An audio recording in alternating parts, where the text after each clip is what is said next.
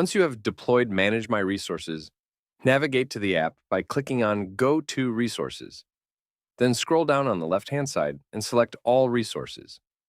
Without setting up permissions correctly when you attempt to look at any Azure resources under management, the error of Access is Denied will be shown. We have provided an ARM template with all the permissions that the application requires.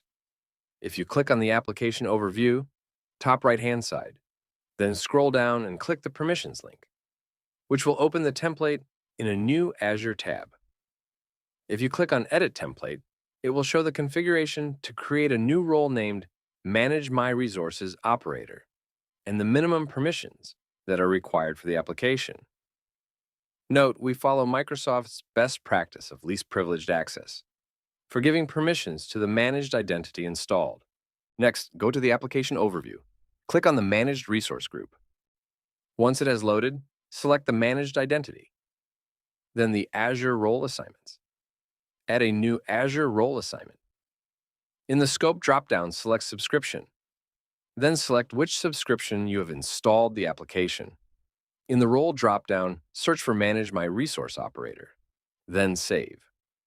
Once the role has been added, the application permissions are all set.